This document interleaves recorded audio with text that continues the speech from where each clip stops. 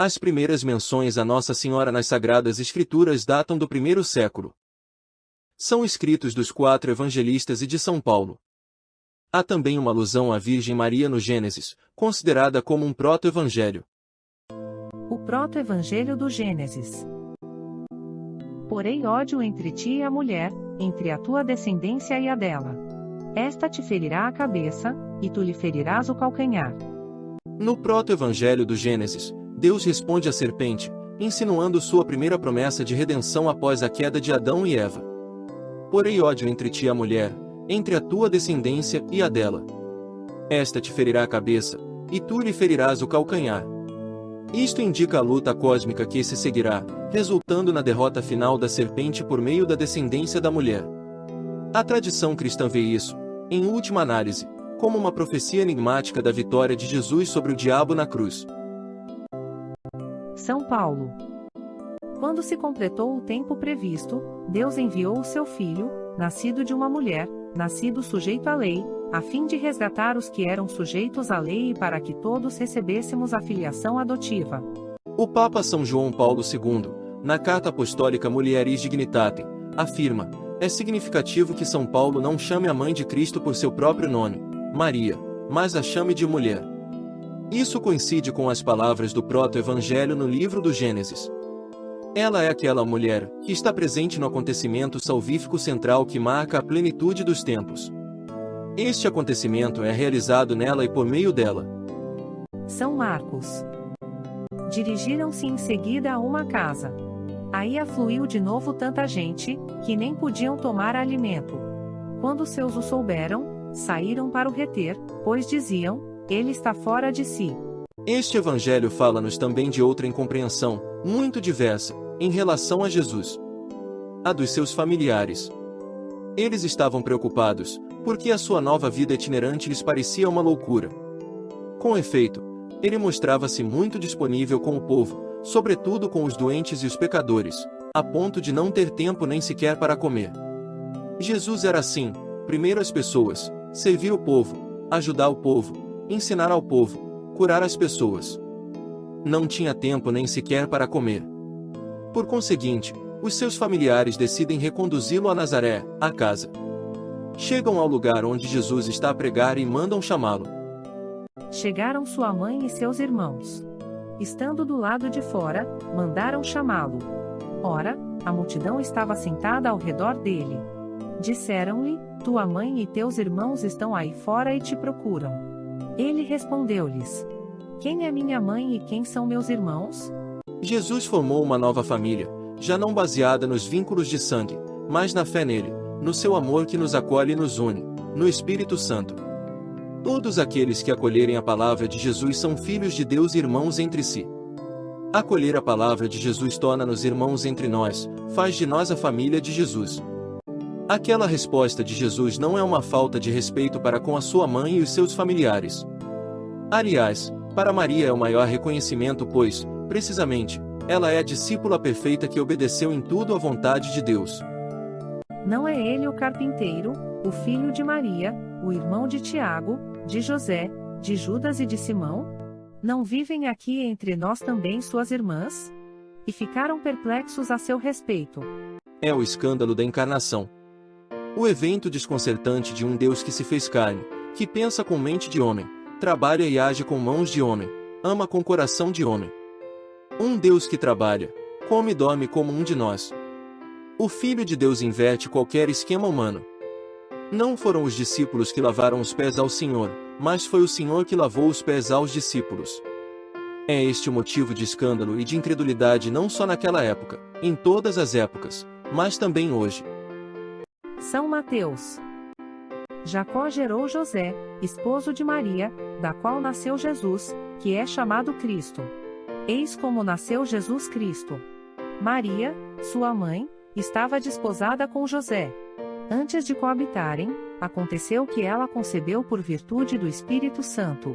Ao ver Maria grávida, José, homem justo, longe de condená-la, guarda respeitoso o segredo, o que leva São Jerônimo, com sua habitual profundidade religiosa, a comentar: como pode José ser declarado justo se escondeu a falta de sua esposa?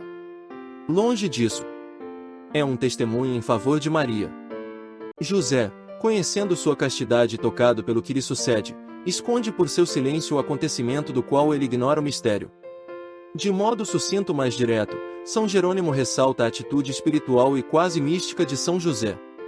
Diante do fato inexplicável da concepção, ele reconhece e respeita o mistério prenunciado: eis que a Virgem conceberá e dará à luz um filho, e o chamarão com o nome de Emanuel. Enquanto assim pensava, eis que um anjo do Senhor lhe apareceu em sonhos e lhe disse: José, filho de Davi, não temas receber Maria por esposa, pois o que nela foi concebido vem do Espírito Santo. Ela dará à luz um filho, a quem porás o nome de Jesus, porque ele salvará o seu povo de seus pecados. Com efeito, José estranha o silêncio da sua desposada, mas não se julga autorizado a levantar o véu do mistério que Maria esconde. Certamente, seus olhos refletem a fadiga das noites que passa angustiado e sem dormir. Mas continua a guardar o silêncio e eis que, já nos limites da desolação, pensando em deixá-la, apareceu-lhe em sonho um anjo do Senhor e lhe disse: José, filho de Davi, não temas receber em tua casa Maria, tua esposa, pois o que nela foi concebido é obra do Espírito Santo. O simples carpinteiro de uma pequena aldeia de Nazaré é tratado como descendente de reis. Com razão, São Mateus o denomina justo, no sentido bíblico, por ter seu coração aberto à vontade de Deus, o que lhe possibilita ouvir o silêncio do mistério, a voz a sussurrar no sacrário de sua consciência. Despertando, ele não alimenta a dúvida, mas traz a certeza de que não estivera simplesmente sonhando, mas o que acabara de ouvir era a mensagem de Deus. Alegria transbordante, que ultrapassa de longe a angústia que sentirá antes. Dissipam-se as sombras e ele se rejubila e exulta. A obscuridade do seu sim se torna grandiosa, na ressonância do fiat de Maria, pois a árvore do paraíso cresceu no seio de sua esposa. Entrando na casa, acharam um menino com Maria, sua mãe. Prostrando-se diante dele, o adoraram. Depois, abrindo seus tesouros, ofereceram-lhe como presentes ouro, incenso e mirra. Deus deu o seu primeiro sinal visível de que o seu plano se dirigia a toda a humanidade quando os reis magos, guiados por uma estrela, foram em busca do lugar onde poderiam adorar ao menino Jesus. Atraídos pela estrela, eles saíram da sua terra e dirigiram-se a Belém, onde encontraram Jesus com a sua mãe. Assim também acontece conosco quando estamos atentos aos sinais do Senhor. A estrela também nos guia até Jesus, pois somos atraídos por sua luz e o encontramos sempre com Maria. Maria é a estrela que nos conduz até Jesus. Ela faz um duplo papel, nos orienta, mostrando onde Jesus se encontra. Ao mesmo tempo, nos recebe e nos acolhe aos pés dele como nossa intercessora. Os reis magos ofereceram a Jesus ouro, incenso e mirra. Diante de Jesus, nós também podemos oferecer o ouro, que são os nossos bens, dons e talentos.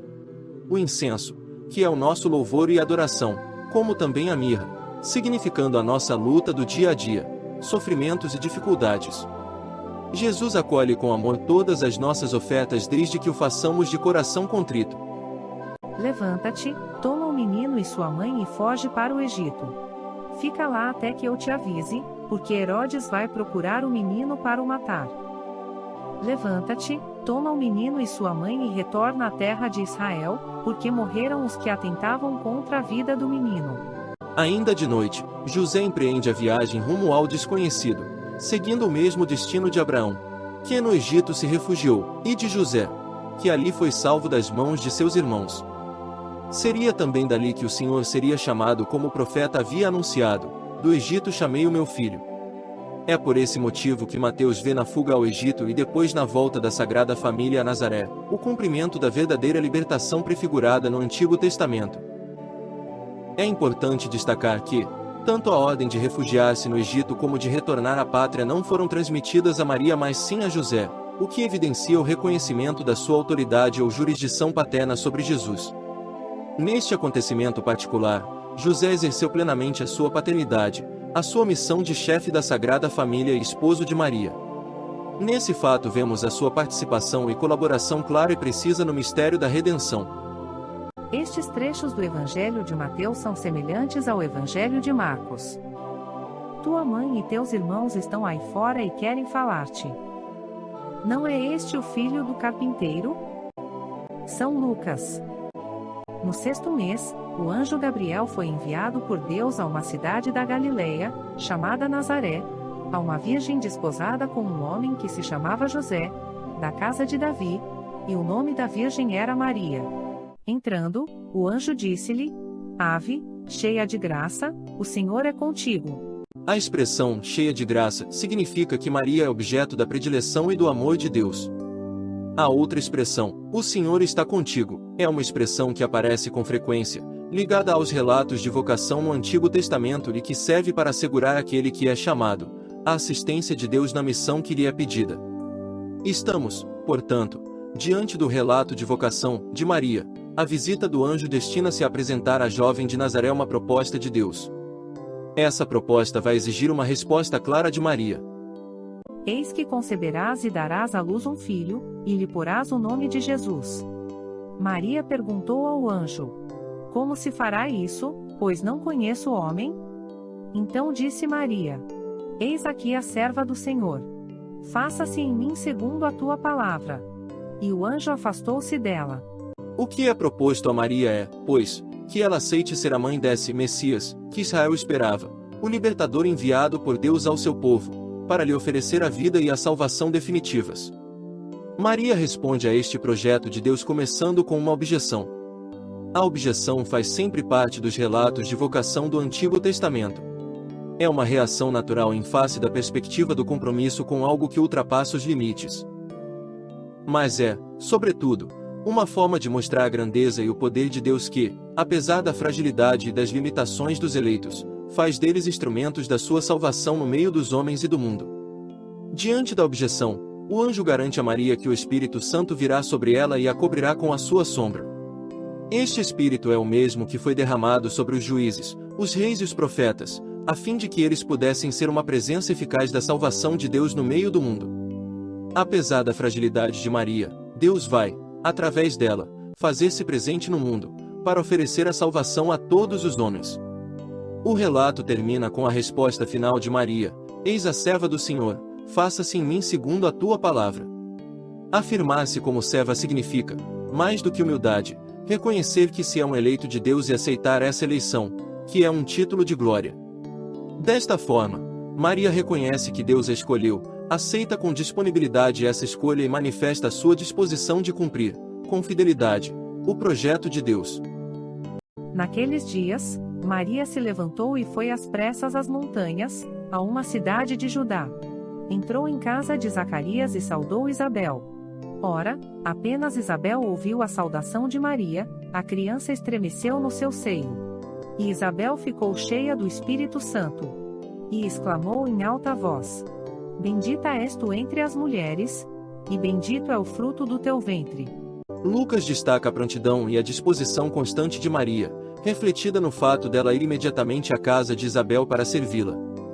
São Bento comenta: Maria vai no passo alegre da obediência e na agilidade do temor de Deus. A mesma ideia é frisada por Santo Ambrósio ao dizer: Maria, movida pela alegria de servir, levada pela piedade em cumprir seu dever de parente, e pela pressa do júbilo.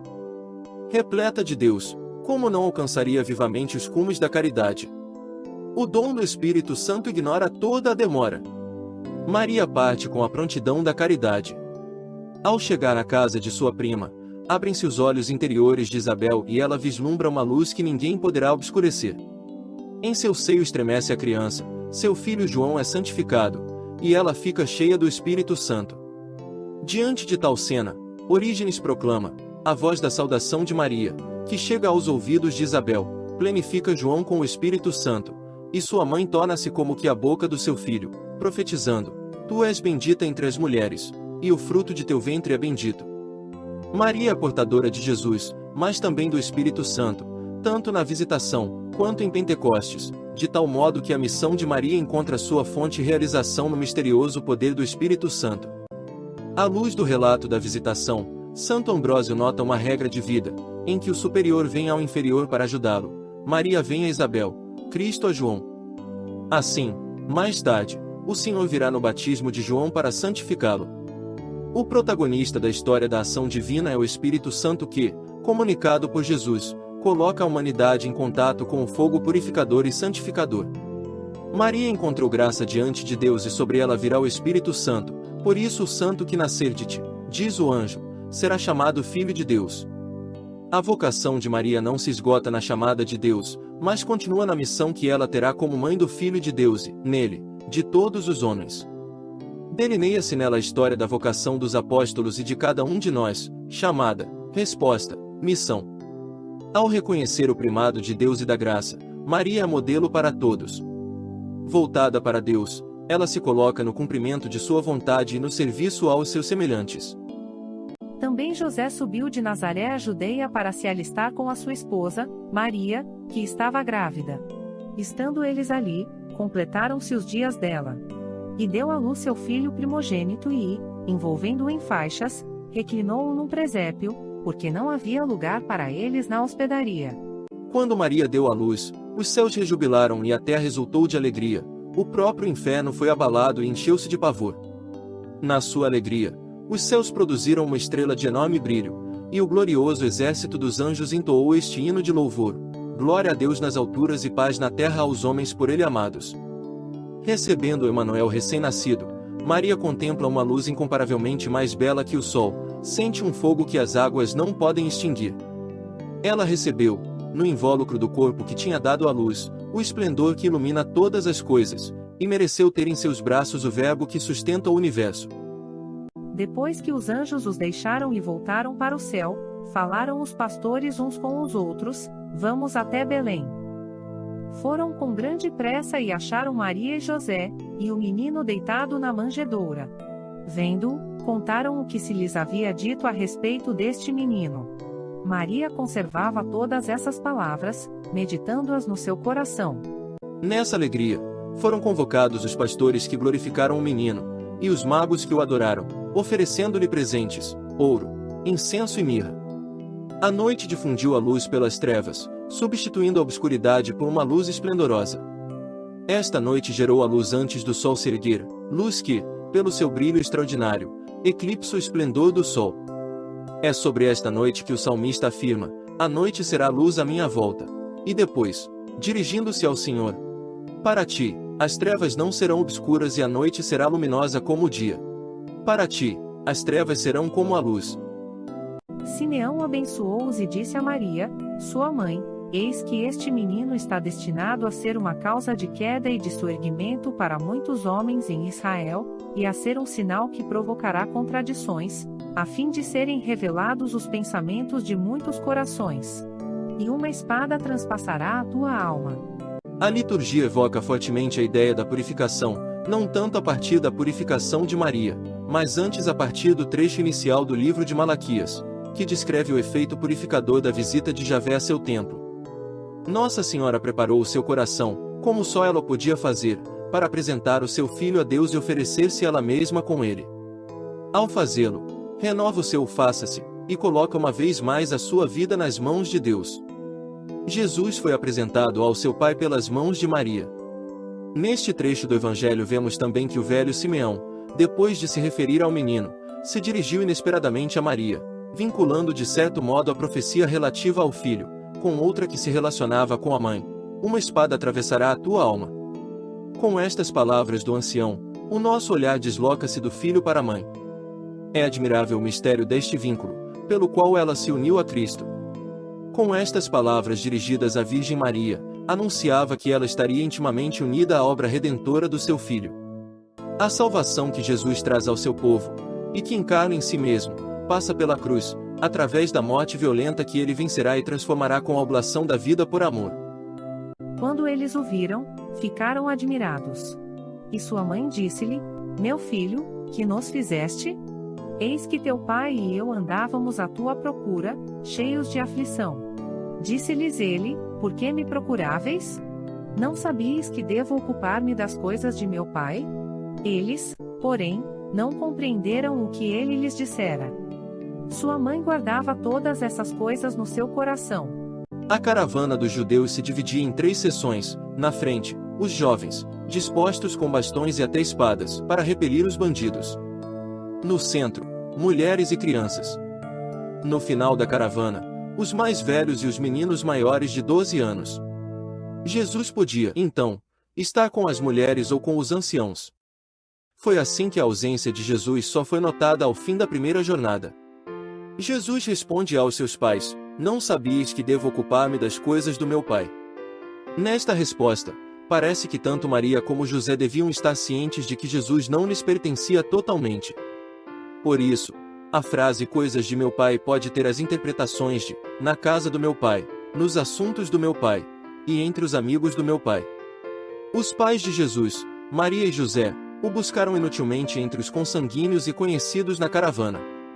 A resposta é que não era entre estes últimos, mas entre os que eram amigos e conhecidos do pai que deveriam ter buscado. O importante era que Jesus devia moldar sua vida às exigências de seu pai, exatamente como se diz em outra parte do Evangelho: Quem é minha mãe e quem são meus irmãos? Aos 12 anos, vésperas de sua independência como filho da lei, Jesus mostra qual é seu caminho e qual a verdadeira vontade que deve dirigir sua vida em obediência. Este trecho do Evangelho de Lucas é semelhante ao Evangelho de Marcos. Tua mãe e teus irmãos estão aí fora e querem falar-te. Todos eles perseveravam unanimemente na oração, juntamente com as mulheres, entre elas Maria, mãe de Jesus, e os irmãos dele. A relação entre Maria e o Espírito Santo pode se compreender no sentido que é esse mesmo Espírito, que agiu nela na concepção de Jesus, que vem agora sobre o núcleo fundador da Igreja, onde Maria também está presente. Maria toma parte na ação do Espírito, tanto na encarnação do Filho de Deus, quanto na constituição da comunidade eclesial. Maria já tinha uma longa e rica história pessoal com o Espírito Santo. Foi ele que a cobriu com sua sombra e operou nela a encarnação do Filho de Deus. Ele santificou João Batista no seio de sua mãe e plenificou com sua presença Isabel, mediante a visita e a saudação de Maria. O Espírito revelou ao velho Simeão a identidade de Jesus e sua missão salvadora, da mesma forma que o desígnio divino sobre Maria. Por isso, podemos afirmar que toda a sua peregrinação terrestre, toda a sua vida se desenvolve na força do Espírito. São João. Como viesse a faltar vinho, a mãe de Jesus disse-lhe: Eles já não têm vinho. Respondeu-lhe Jesus: Mulher, isso compete a nós. Minha hora ainda não chegou. Disse, então, sua mãe aos serventes: Fazei o que ele vos disser. Esse foi o primeiro milagre de Jesus. Realizou-o em Caná da Galileia. Manifestou a sua glória, e os seus discípulos creram nele. Maria lhes disse: Fazei o que ele vos disser. É disso que se trata, de levar as almas a situar-se diante de Jesus e a perguntar-lhe: Senhor, que queres que eu faça? E Nossa Senhora, sem deixar de se comportar como mãe, sabe colocar os seus filhos em face de suas precisas responsabilidades. Aos que dela se aproximam e contemplam a sua vida, Maria faz sempre o imenso favor de os levar até a cruz, de os colocar bem diante do exemplo do Filho de Deus. Conta São João que devido ao milagre das bodas de Caná que Cristo realizou a pedido de sua mãe, os discípulos creram nele. A nossa mãe intercede sempre diante do seu Filho para que nos atenda e se nos revele de tal modo que possamos confessar: Tu és o Filho de Deus. E perguntavam: Porventura não é ele Jesus, o filho de José, cujo pai e mãe conhecemos? Como, pois, diz ele, desci do céu? Se os judeus conhecessem os pais de Jesus, saberiam que ele havia de fato descido do céu, ao ser concebido em Maria por meio do Espírito Santo. Tampouco conheciam aquele que o havia enviado. Murmuravam entre si, mesmo conhecendo os inúmeros milagres de Jesus. Junto à cruz de Jesus estavam de pé sua mãe, a irmã de sua mãe, Maria, mulher de Cleofas, e Maria Madalena. Quando Jesus viu sua mãe e perto dela o discípulo que amava, disse à sua mãe: Mulher, eis aí teu filho. Depois disse ao discípulo: Eis aí tua mãe. E dessa hora em diante o discípulo a recebeu como sua mãe. Depois de ter confiado João a Maria com as palavras: Mulher, eis aí o teu filho, Jesus, do alto da cruz, dirige-se ao discípulo predileto, dizendo-lhe: Eis aí a tua mãe. Com esta expressão, ele revela a Maria o vértice da sua maternidade, enquanto mãe do Salvador. Ela é a mãe também dos remidos, de todos os membros do corpo místico do Filho. A Virgem acolhe no silêncio a elevação a este máximo grau da sua maternidade de graça, tendo já dado uma resposta de fé com o seu sim na Anunciação. A história da piedade cristã ensina que Maria é a via que leva a Cristo, e que a devoção filial para com ela nada tira a intimidade com Jesus, antes, aumenta e a conduz a altíssimos níveis de perfeição. Apareceu em seguida um grande sinal no céu, uma mulher revestida do sol, a lua debaixo dos seus pés e na cabeça uma coroa de 12 estrelas. Ela deu à luz um filho, um menino, aquele que deve reger todas as nações pagãs com cetro de ferro. Mas seu filho foi arrebatado para junto de Deus e do seu trono. A mulher, que dá à luz o filho varão, lembra-nos também a Virgem Maria, sobretudo quando, transpassada de dores ao pé da cruz, gera novamente o filho, como vencedor do príncipe deste mundo. Ela é entregue a João que, por sua vez, é entregue a ela, tornando-se deste modo mãe da Igreja. Através do vínculo que une Maria à Igreja e a Igreja a Maria, esclarece-se melhor o mistério da mulher. Maria, de fato, presente na Igreja como mãe do Redentor, participa maternalmente naquele duro combate contra o poder das trevas que se trava ao longo de toda a história humana. Em virtude desta sua identificação eclesial com a mulher revestida de sol, pode dizer-se que a Igreja alcançou já na Virgem Santíssima aquela perfeição, pela qual ela se apresenta sem mancha nem ruga.